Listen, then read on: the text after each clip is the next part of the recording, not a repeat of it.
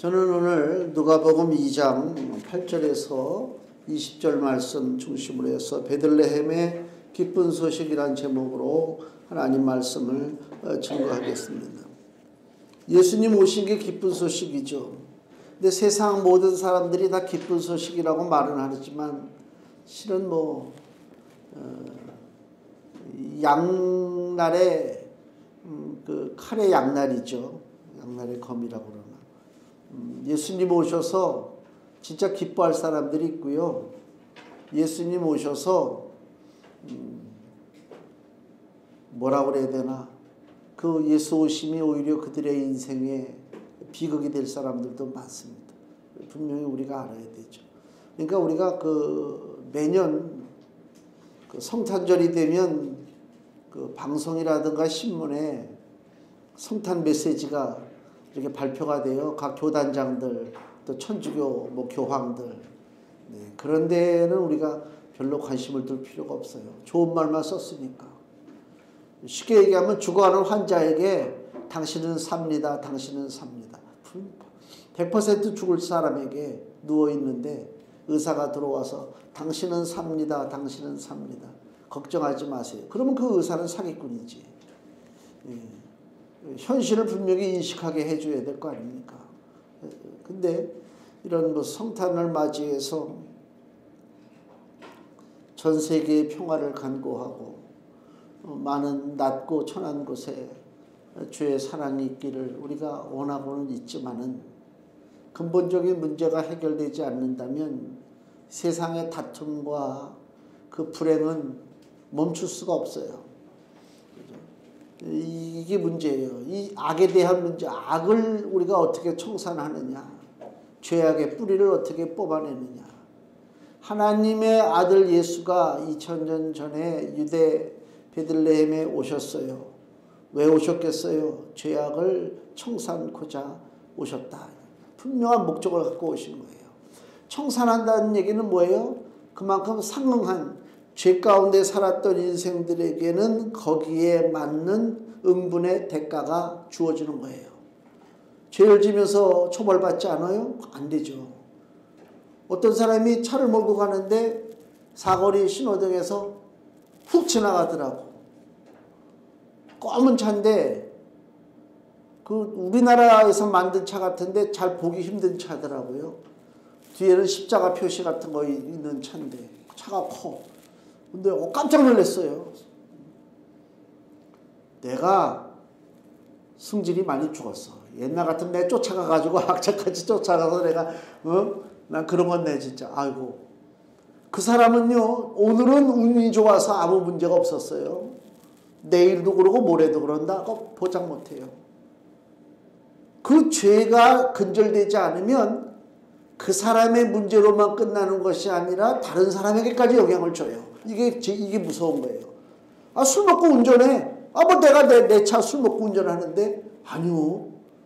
그것이 자기에게 국한된 얘기가 아니니까. 이 죄가 그렇게 무서워요. 죄의 전염성이라는 게. 예수 그리스도께서 2000년 전에 오셨어요. 왜 오셨겠어요? 그 문제를 해결하는 거예요. 인간의 그 심령 깊은 곳에 붙어 있는 그 더러운 죄악의 문제를 청산하지 않으면 우리에게 소망이 없다. 점점 이제 죄악 가운데 죽어갈 수밖에 없는.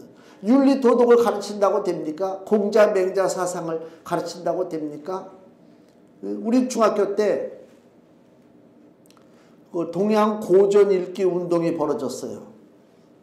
누가 그거를 주장했는지 모르지만, 그래가지고 중학교 때부터 중국의 노로 맹자 동몽선습 우리나라에서 번역한 거, 그런 거를 제가 읽었어요. 그래서 그걸 읽고 학교에 가가지고 그 책상에 앉아서 중학교 때 기억입니다. 무슨 생각을 했는지 아세요? 착하게 살아야지. 이 책을 보니까 진짜 바르게 살아야 돼. 바르게 살아야지. 다짐을 하는 거예요. 그 책에 대한 영향력이 좋아요. 근데 잠시 후에 정신 차려보면 애들하고 그 매점에 가가지고 막 싸우고, 그때 매점에서, 중학교 가니까 매점에서 막 먹을 걸 팔더라고요. 얼마나 신나. 지금 세대는 이게 무슨 소린가 그럴 거예요. 옛날에 어디 학교에서 먹을 걸 팔어. 근데 중학교 가니까 매점에서 먹을 걸 파는데 그 먹을 거를 내가 내 돈 주고 내가 사 먹는 거잖아요. 중학교 남학생들이 모인 중학교는 내가 내 돈 주고 사 먹는 바보야. 남의 걸 뺏어 먹어야. 그 책상에 앉아서 그 동몽선섭 읽고 율곡 이의의 글을 읽고 나는 바르게 살아야지. 아 그래 착하게 멋있게 살아야 되지.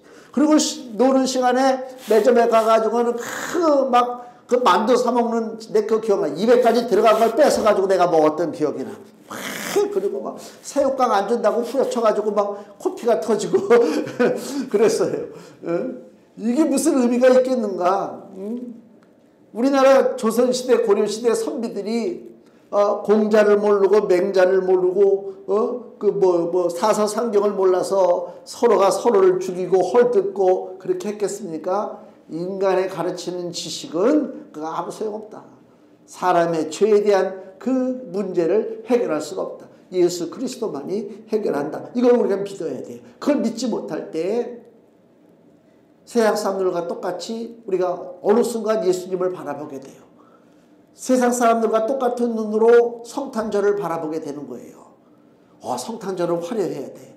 성탄절은 뭐가 오고 가는 게 있어야 돼. 성탄절에는 괜히 명동 한바닥에 그냥 막 쓸데없이 왔다 갔다 거리고 뭐 그래야 돼. 그 우리 친구들 그 카톡 있잖아요.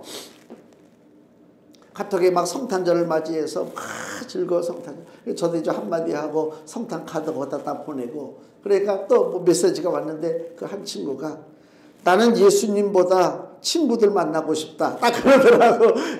그게 맞는 표현이요. 요새 시대에.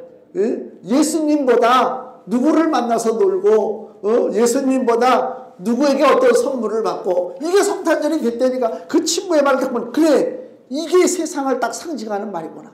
나는 예수님보다 너희 친구들 만나고 싶다. 아주 정감 어린 얘기지만 거기에 제가 많은 걸 깨달았어요. 세상이 그렇단 말이에요.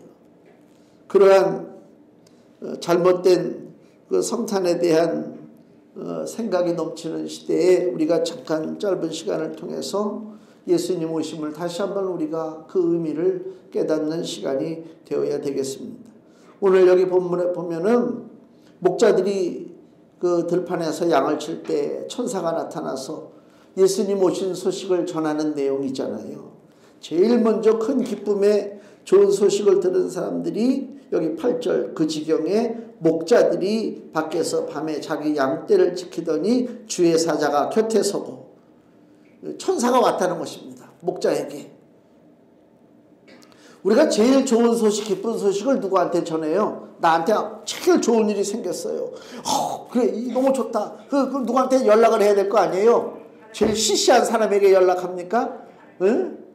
물론 하나님 앞에 먼저 감사해요. 하나님 감사합니다. 그건 뭐 당연한 거고. 그 다음에 사람에게 연락할 때 제일 소중한 사람, 그죠? 그런 사람에게 연락을 하는 거잖아요. 근데 여기 지금 하나님의 아들 예수가 이 땅에 오셨어요. 놀라운 소식이죠. 기쁨의 소식이란 말이에요. 그거 지금 누구한테 하나님이 전하기를 원하셨느냐? 목자들에게. 보잘것없는 목자들에게. 아무 힘도 없어요. 목자들은 힘이 없어요. 세상에 보면요. 지금 우리가 밝은 세상에 살아가고 있다고 그러지만은 지금도 힘 있는 사람이 큰 소리 치는 세상이죠. 관공서를 가든 은행을 가든 우리같이 힘없는 사람은 가면은요. 그냥 은행에 가도 그냥 주구장창 기다리고 번호표 뽑고 그냥 삑삑 하면 그거라고. 힘 있는 사람은요. 번호표 뽑고 안 기다리더라고 내가 보니까. 내가 따질 거 하다가 에휴, 없는 내가 따지면 뭐하냐. 아니 누가 오면 말이야 그냥 뭐 아주 자기네 무슨 저거 직원들처럼 잘 있었어 뭐 일로 들어가시죠. 얼마나 그 은행 지점에다 돈을 갖다 집어넣는지 모르지만 야 그것도 빽이구나 야. 그 전에 그런 얘기도 들었어요. 차도 호텔에 가서 차도 고급 승용차 몰고 쫙 들어가야 가서 문 열어주고 그런데요. 내가 그때 차 몰고 가니까 나보고 저쪽 어디다 저 구석에다가 진짜 그 사람이 구석이란 말을 썼어요. 그때 차가 작아서 그런가 저 구석에다 세우라고 그러더라고. 이게 이 사람 사는 세상이 그래요. 조금만 뭐 좀 힘 있어 보이고 뭐 권세가 있어 보이고 돈 있어 보이면 괜히 그 사람 앞에서 그렇잖아요. 그게 우리 하나님이 만드신 세상은 그런 세상이 아니오. 천한 자가 무시받고 멸시당하고 그거 하나님 뜻이 아닙니다. 왜 그래요? 우리 한 사람 한 사람을 하나님이 창조하셨고 하나님이 사랑하시기 때문에 그래요. 그래서 이 하나님의 아들 예수님이 오셨다고 하는 놀라운 소식이 그 당시에 가장 보잘것없는 양을 지키는 목자들에게 전해졌다. 그 얘기는 다른 말로 얘기하면 목자는 양을 사랑하잖아요. 양을 사랑하는 목자의 심정을 가지고 하나님의 아들 예수가 이 땅에 오셨다 그 얘기입니다. 그죠? 목자는 양을 사랑하잖아요. 얼마나 양을 아껴요. 응? 아낀단 말이에요. 그 동물 이렇게 찍어가지고 올리는 사람들 있잖아요. 유튜브에. 그 어느 농장 이야기가 이렇게 나오더라고요. 거기에는 닭이 있고요. 거위가 있고요. 그 다음에 오리가 있고요. 고양이 한 마리인가 두 마리가 있고요. 그래요. 아주 평화로운 농장이에요. 닭은 닭대로 꼬꼬닥거리고 거위는 거위대로 몰려다니고 얼마나 재밌는지 동물농장이야. 사람들 드라마 볼 거 없어요. 거짓된 거 볼 거 동물을 보면서 지혜를 배운다니까. 야 쟤네들의 삶 속에도 질서가 있구나. 규칙이 있구나. 생각이 있구나. 그걸 깨달아요. 근데 어느 날 닭들이요 10몇 마리가 죽었어요. 이 사람이 너무 슬픈 거예요. 왜 죽었는가? CCTV를 아무리 봐도 외부에서 들어올 흔적이 없어요. 근데 문제는 얼마 전에 그 강아지 한 마리가 큰 개는 아니고 중간 개가 한 마리가 있었는데 그놈이 목줄이 풀려서 이리 뛰고 저리 뛰고 돌아다녔대요. 보니까 그놈이 이제 닭을 10몇 마리를 물어뜯어 죽인 것 같아. 얼마나 속상합니까? 그죠? 그 닭 한 무리는 아무 생각 없이 켄터키 프라이드 치킨 뜯어먹고 있지만 이 농장주가 볼 때는 닭 한 마리 한 마리가 얼마나 소중해. 잡아먹으려고 키우는 닭이 아니거든. 그 심정이 너무너무 느껴지더라니까요. 양을 향한 그 사랑도 마찬가지입니다. 목자들이 양을 사랑하는 거하고 지나가던 사람이 저 양 귀엽네 하는 거하고 틀려요. 그렇지 않습니까? 내가 직접 키우고 내가 보호하고 내가 저들에게 먹을 것을 주고 키우는데 그 사랑이 지나가는 구경꾼이 저 양이 귀엽게 생겼다 그 마음과 똑같을 수가 없어요. 예수님이 이 땅에 오십니다. 목자들에게 그 예수님 오시는 좋은 소식이 전해졌습니다. 목자의 마음을 예수님이 갖고 오시는 거예요. 무슨 마음? 사랑하는 마음, 보호하고자 하는 마음, 그죠? 생명을 주고자 하는 그 귀한 마음입니다. 그래서 여기 시편 23편에 우리가 잘 아는 시편 23편에 그 목자에 대한 찬양이 나오잖아요. 시편 23편 1절 여호와는 나의 목자시니 내가 부족함이 없으리로다. 하나님이 목자래요. 벌써 알고 있죠.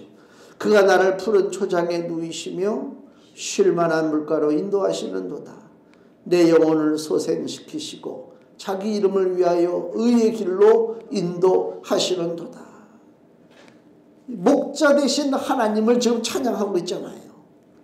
그러니까 선한 목자를 따르는 양들은 버려지지 않습니다. 그죠? 우리 성경에 예수님 비유 있잖아요. 한 마리 99마리에 있는 것보다 잃어버린 한 마리 양을 찾아서 들판을 헤매는 그 목자의 이야기를 예수님이 비유 말씀으로 주셨잖아요. 그거는 단순한 비유가 아니라 바로 그 한 마리를 찾아 고생하는 그 목자가 누구라고요? 바로 우리 주 예수 그리스도라. 사랑하는 마음이란 말이에요. 우리 세상 삶은요, 그런 부모님의 사랑, 하늘과 같은 부모님의 사랑, 이런 얘기 많이 하잖아요. 부모는 자식을 버려요. 부모는 자식을 버려요. 그게 문제예요. 하나님은 자녀를 안 버려요. 부모님의 사랑과 하나님의 사랑을 동등하면 안 돼요. 동등시 여기면 안 돼요. 제가 겪어보니까 그래요. 뉴스를 보니까 그렇단 말이에요. 수없이 그냥 아동학대 사건들이 벌어지고 애를 버리고 이런 일들 많잖아요. 우리 목자 되시는 하나님, 우리 주 예수 그리스도 우리를 안 버려요. 이게 감사한 거예요. 이 얘기는 무슨 얘기냐면은 선한 목자를 따르는 양은 길을 잃지도 않고 목말라 죽지도 않고 배고파 굶지도 않아요. 선한 목자를 따르는 양은 그래요. 이게 왜 감사할 내용입니까? 우리의 선한 목자 예수님이 나와 함께 하시잖아요. 삶 속에 여러 가지 위기가 찾아오지만 나는 굶지도 않고 나는 목마르지도 않고 나는 길을 잃어버리지도 않을 줄로 믿습니다. 예수님 바라보고 고백하고 나가면 우리는 얼마든지 일어나는 거예요. 상관없어요. 지금 코앞에 어떤 일이 있다 할지라도. 그래서 여호와는 나의 목자시니 시편 23편 1절에 내가 부족함이 없으리로다. 이게 너무 멋진 말이에요. 부족함이 없어요. 부족함이 없어요.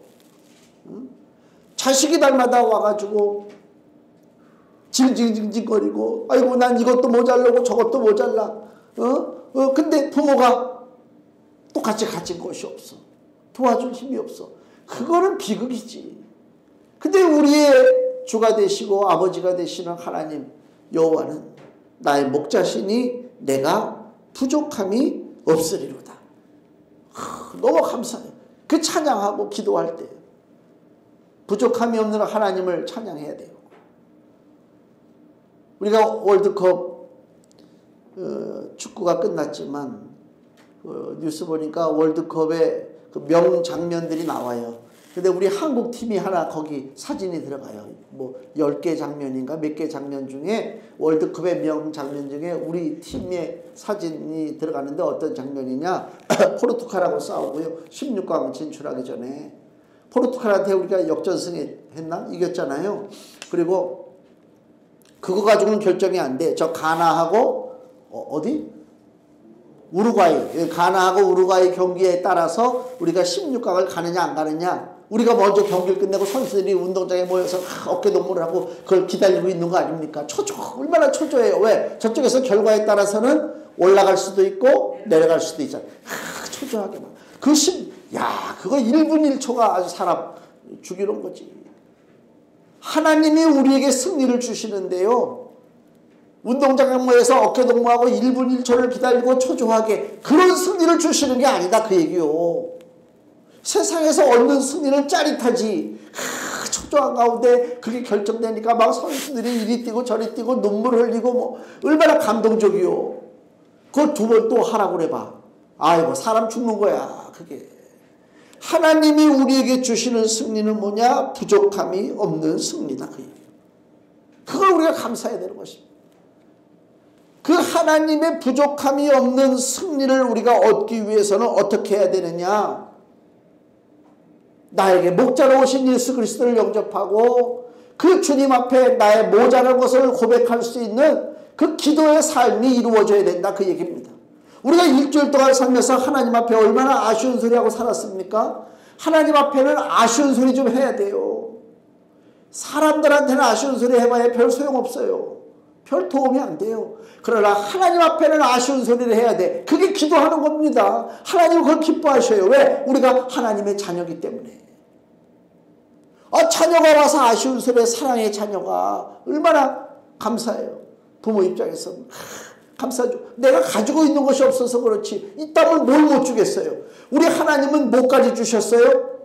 예수님을 통해서 생명까지 주셨잖아요. 그러니 우리가 왜 아쉬운 소리를 안 하겠어요? 하라 그 얘기입니다. 왜 아쉬운 소리 하라. 하나님 앞에 무시로 기도하고 하나님 앞에 부르짖어 간구하고 입을 넓게 열라고 말씀하고 있는데도 불구하고 우리는 나는 아무것도 필요 없어요. 그리고 왜 살아가냐 이거야. 이 답답한 얘기 말할 수가 없지. 내 아버지 앞에 잘난 척할 게 뭐가 있어요. 부족한 것을 고백하고 나가야 된단 말입니다.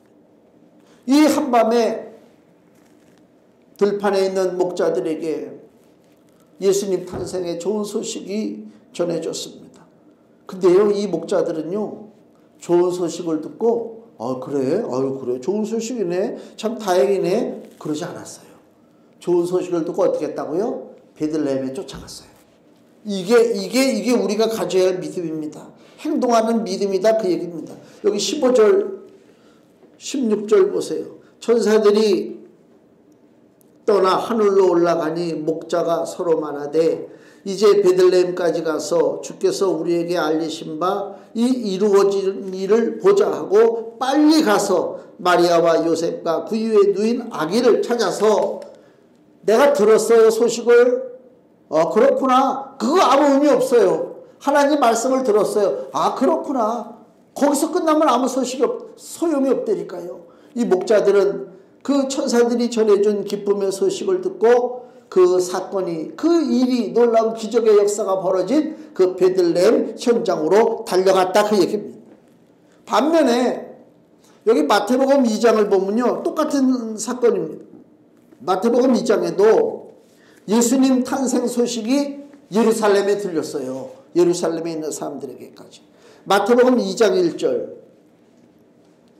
헤롯 왕 때 예수께서 유대 베들레헴에서 나심에 동방으로부터 박사들이 예루살렘에 이르러 말하되 유대인의 왕으로 나신 이가 어디 계시뇨? 우리가 동방에서 그의 별을 보고 그에게 경배하러 왔노라 하니 헤롯 왕과 온 예루살렘에 듣고 소동한지라. 이제 난리가 났어요.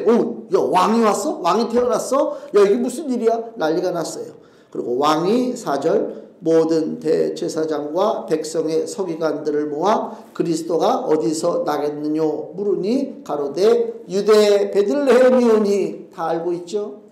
지식이 많아요. 예수님이 구약 성경에 탄생할 자리까지 다 미가서 5장 2절을 통해서 예언되었어요. 유대 베들레헴에 예수님이 태어나신다. 다 알고 있어요. 성경 공부한 사람들, 그 당시에 종교 지도자들 다 알고 있어요. 근데 목자들보다 못한 사람이 되었어요. 왜요? 그냥 듣고 말았어요. 듣고 말았다니까. 우리들의 신앙이 듣고 그냥 말으면요 별로 능력 없어요. 마귀가 안 무서워해요. 수시로 기도하는 사람하고 기도 자체를 잊어버리고 살아요. 그냥 분주하니까 살아. 내가 하나님의 사람인가? 인식을 할 때는 이미 늦었어요. 늘 무시로 주님 은혜 가운데 성령 안에서 기도하는 사람과 그냥 정신없이 살아가는 사람, 영적인 권능에 있어서 그건 비교가 안 돼요. 비교가 안 된다니까. 영적으로 민감해지면요 보이기 시작하고 들리기 시작해요. 흑암의 소리가 들리고 흑암 가운데 역사하는 더러운 것들이 보인단 말이에요. 그러니까 어떻게 돼요? 기도할 수밖에 없지.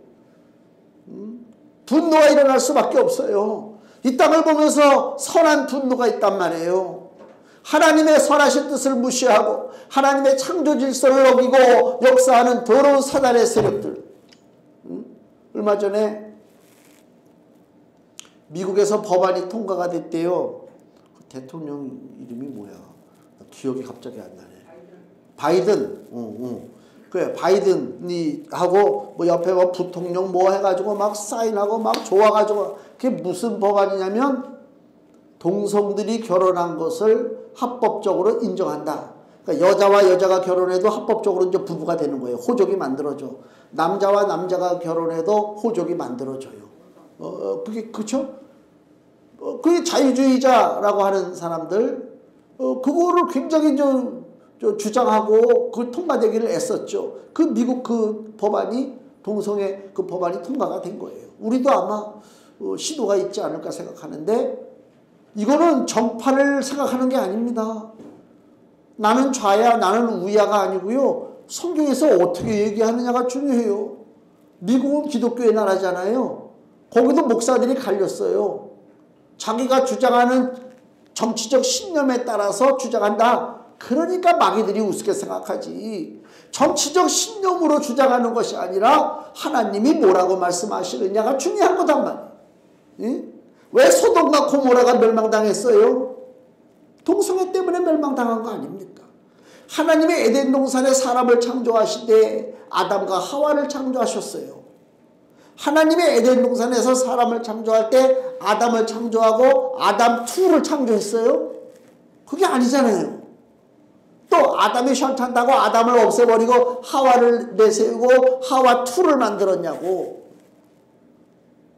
남녀가 부모를 떠나 결합하는 것이 이게 지극히 당연한 것이다라고 성경은 얘기하고 있어요. 하나님이 짝지어 주신 것을 사람이 나누지 못할지니라 그 성경에 나와 있잖아요. 분명한 사건이란 말이에요. 이것은. 근데 내가 주장하는 정치적 논리로다가 이건 아니다. 연약한 자 소수자를 보호해야 된다. 그 연약한 자 소수자라고 하는 얘기는요, 내가 살아보려고 애를 쓰고 노력을 막 하는데 나도 모르게 그 사회적 지위가 낮아지고 가진 것이 없어서 내가 소외당할 때 그 상태가 소외된 자고 그 보잘것없는 자입니다. 그런 사람들은 돌봐야 돼요. 사회에서, 국가에서. 열심히 살려고 하는데도 여러 가지 환경과 타고난 그 배경 때문에 출세를 못해, 승진을 못해, 올라가질 못해. 그래서 어렵게 살아. 그렇게 힘든 사람은 돌봐줘야지. 그러나 성적인 얘기는 그게 아니요. 결혼에 대한 얘기는 그게 아니니까. 동물도 안 그래요. 짐승들도 안 그렇다니까. 그래서 옛날에 우리가 욕할 때 전 짐승만도 못한 막 이러잖아요. 저 개 막 이러잖아요. 막 사람들이 어쩜 그렇게 욕을 잘 지었을까. 이게 문제라니까요. 자, 신앙은 듣고만 있고 그렇구나 끄떡끄떡 동의를 구하는 게 아닙니다. 신앙은 하나님께서 너희들 내가 지금 이런 말을 한다. 복음을 얘기한다. 예 맞네요. 진짜 논리적으로 맞는 말씀이네요. 그게 아니요. 듣고 어떡하라고요? 움직이라. 그대로 살라는 거예요. 그래서 이 예루살렘에 있는 헤롯 왕과 대제사장과 서기관들, 권력자들이 예수님이 그 베들레헴에 오신다는 얘기를 알고 있음에도 불구하고 한 사람도 거기 간 적이 없어요. 근데 목자들은 갔다니까요. 베들레헴에 갔다는 것입니다. 그 베들레헴이 무엇입니까? 우리의 소망입니다. 그죠? 베들레헴에 예수님이 오시는 바람에 우리가 산 거 아닙니까? 목자들이 베들레헴에 가기 전에 천사들이 찬양하는데 14절 본문에 지극히 높은 곳에서는 하나님께 영광이요 땅에서는 기뻐하심을 입은 사람들 중에 평화로다. 기뻐하심을 입은 사람들 중에 평화로다. 이걸 잘 보세요. 자, 예수님이 태어났는데 하나님께는 영광입니다. 왜? 하나님의 뜻을 예수님이 이루시기 때문에 하나님은 영광을 받으셔요. 그 다음에 땅에서는 기뻐하심을 입은 사람들 중에 평화로다. 제가 설교 처음에 시작할 때 예수님이 오신 것은 누구에게는 좋은 소식, 기쁜 소식이지만 또 어떤 자들에게는 그렇지 않다. 그 얘기를 했잖아요. 여기 그 얘기입니다. 14절.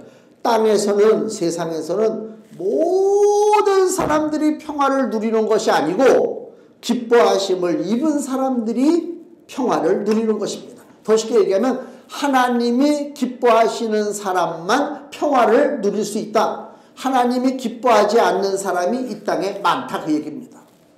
이 땅에 많습니다. 자, 신약성경 에베소서 2장 3절 말씀. 신약성경 310페이지 에베소서 2장 3절 말씀. 전에는 우리도 다 그 가운데서 우리 육체의 욕심을 따라 지내며 육체와 마음에 원하는 것을 하여 다른 이들과 같이 본질상 진노의 자녀이었더니 본질적으로 모든 인생들은 어떻다고요? 진노의 자녀다. 진노를 받을 수밖에 없다. 마귀 노릇하고 살 수밖에 없는 인생들이다. 그 얘기입니다. 4절 긍휼에 풍성하신 하나님이 우리를 사랑하신 그 큰 사랑을 인하여 허물로 죽은 우리를 그리스도와 함께 살리셨다는 것입니다. 진노받을 수밖에 없는 인생인데 하나님이 우리를 살려주셨어요. 예수님 때문에. 다시 로마서 5장 8절에서 9절입니다.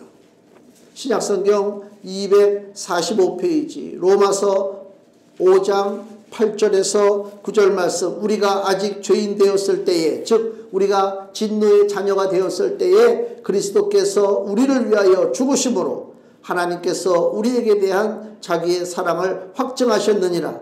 그러면 이제 우리가 그 피를 인하여 의롭다 하심을 얻었은즉 더욱 그로 말미암아 진노하심에서 구원을 얻을 것이니. 아멘. 예수 그리스도가 이 땅에 오셔서 평화를 누릴 수 있는 사람은 누구라고요? 하나님의 진노에서 벗어난 자만이 평화를 누릴 수가 있다. 그 얘기입니다. 그러니까 평화는 함부로 얘기하는 게 아니요. 아무나 아무것도 모르고 그냥 예수님이 오시니까 세상에 평화입니다. 그거는요 하나님의 뜻을 왜곡하는 것이다. 하나님은 누구에게 평화를 주시느냐? 하나님이 기뻐하는 자에게 평화를 주신다. 하나님이 누구를 기뻐하느냐? 2000년 전에 베들레헴에 오신 예수님을 나의 주님으로 영접하는 자를 하나님이 기뻐하신다. 그 얘기입니다. 그걸 우리가 마음속에 알아야 돼요. 베들레헴은 유대 왕 다윗의 고향이 바로 베들레헴입니다. 그 다윗이 베들레헴이 자기 고향 베들레헴이 블레셋에게 점령당한 것을 안타까워했어요. 내가 가야 할 고향인데 지금 원수들이 차지하고 있다니까. 그래서 사무엘하 23장인가 보면은 다윗의 그런 탄식이 나오죠. 저 베들레헴 운물 곁에 베들레헴 성문 곁 운물물을 누가 나로 떠서 마시게 할 것인가. 그 말이 나와요. 운물물을 마시고도 싶지만 또 한편에는 내 고향에 내가 가지 못하는 것에 대해 우리 저 임진각에 보면 이북에서 피난 나오신 어르신들 보면 이북 땅 바라보면서 눈물 짓잖아요. 내 땅인데 내 고향인데 내가 왜 가지 못해? 원수들이 차지하고 있으니까 그렇지. 베들레헴도 다윗의 고향입니다. 근데 블레셋이라고 하는 원수들이 차지하고 있어서 그 베들레헴을 가지 못했어요. 샘물을 마시지 못한다 그 얘기입니다. 근데 예수님이 상징적으로 그 베들레헴에 오셨어요. 블레셋이 차지하고 있는 생수를 마실래야 마실 수 없는 그 베들레헴에 예수님이 오셨다. 그건 상징적으로 우리에게 뭘 가르쳐줘요? 염려하지 말라. 내가 너에게 생수를 주리라. 얼마나 감사해요. 얼마나 감사합니다. 예전부터 블레셋은요. 그 이스라엘이 파놓은 우물들을 다 메꾼 사람들이 바로 블레셋 사람들입니다. 그래서 창세기를 보면 이런 말씀이 나와요. 창세기 21장에 아브라함이 그 파는 우물을 블레셋이 메꿔버려요. 창세기 21장 25절 구약성경 27페이지 아비벨렉의 종들이 이건 블레셋 사람들이죠. 아브라함의 우물을 늑탈한 일에 대해서 우물을 뺏었다는 것입니다. 아브라함의 우물을 늑탈한 일에 대하여 아브라함이 아비멜렉을 책망하며 이런 말씀이 나오죠. 아브라함 때부터 그 광야에 물을 얻기가 힘들죠. 아브라함 때부터 우물을 파면 누가 와서 뺏고 누가 와서 회방하느냐? 블레셋이 와서 회방합니다. 창세기 26장을 한번 더 보세요. 창세기 26장 14절 이제 아브라함의 아들 이삭 때 벌어진 일이죠. 창세기 26장 14절에서 15절 양과 즉 이삭이 복을 받았어요. 양과 소가 떼를 이루고 노복이 종이 힘이 많으므로 블레셋 사람이 그를 시기하여 그 아비 아브라함 때에 그 아비의 종들이 판 모든 우물을 막고 흙으로 메웠더라. 블레셋 사람들의 그 행태를 우리가 볼 수가 있죠. 또 26장 17절에도 또 나와요. 이삭이 그곳을 떠나 그랄 골짜기에 장막을 치고 거기 우고하며 그 아비 아브라함 때 팠던 우물들을 다시 팠으니 이는 아브라함 죽은 후에 블레셋 사람이 그 우물들을 메웠음이라.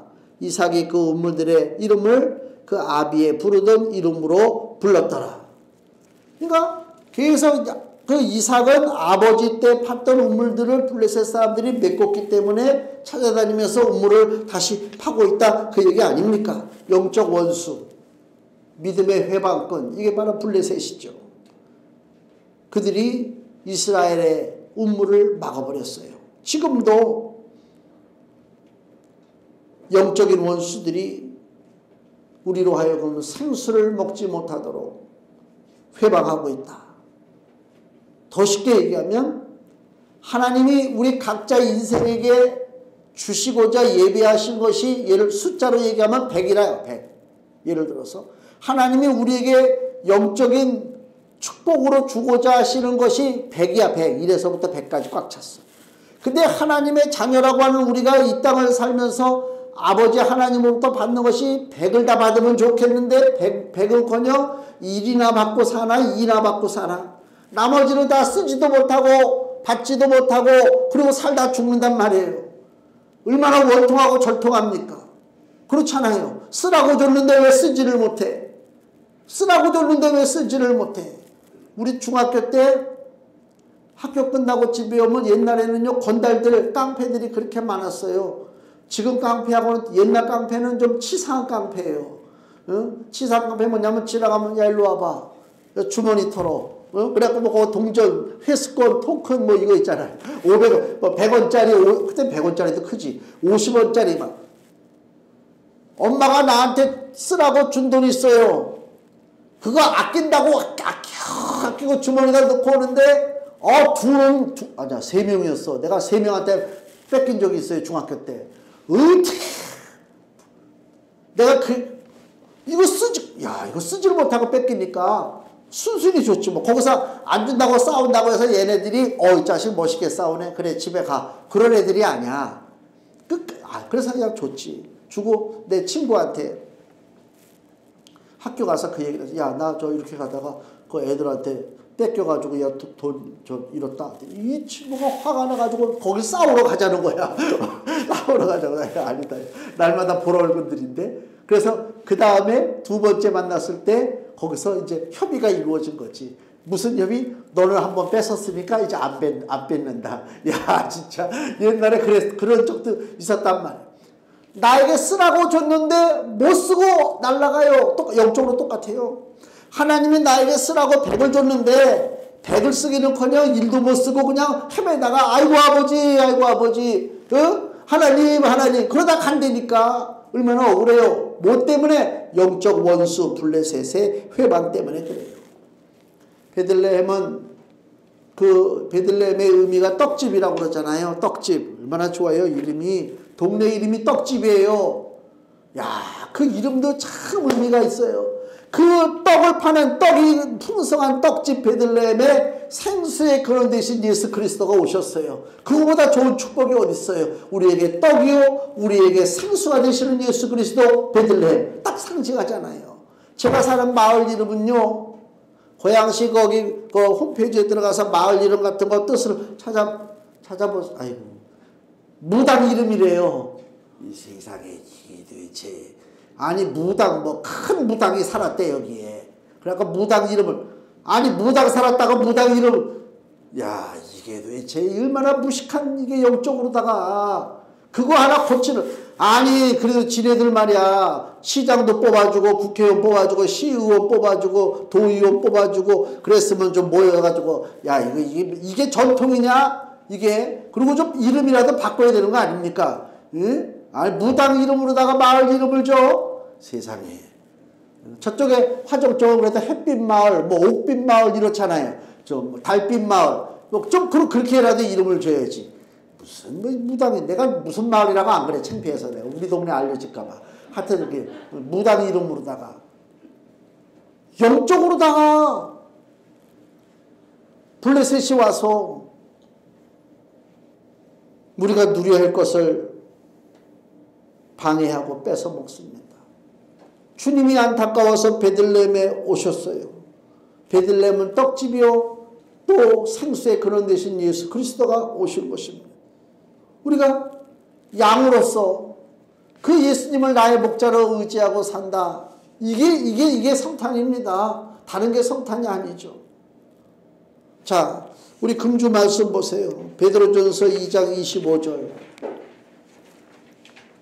같이 읽겠습니다. 너희가 전에는 양과 같이 길을 잃었더니 이제는 너희 영혼의 목자와 감독 되신 이에게 돌아왔느니라. 아멘. 감사하죠.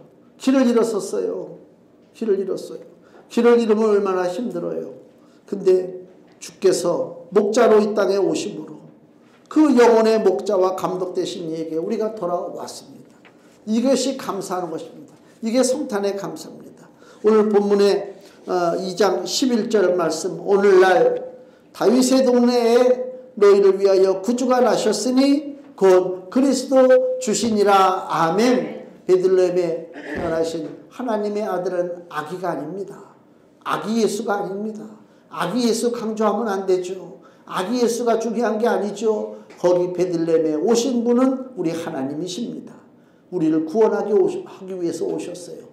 아기가 돼가지고 연약한 상태로 돌보심을 받는 존재가 아닙니다. 하나님은 우리를 구원하기 위해서, 그래서 태어날 때부터 너희를 위하여 구주가 나셨으니, 구주가 되실 분이 나셨으니가 아니요, 장차 구주가 될 것이다가 아니요, 지금 구주요, 우리를 구하는 구세주로 이 땅에 오셨다, 그 얘기입니다. 그 구세주를 나는 온전히 나의 주님으로 영접하고 나는 주님의 양이라고 하는 것을 고백한다면 성탄은 진심으로 우리에게 큰 기쁨의 좋은 소식이 될 줄로 믿습니다. 기도하겠습니다.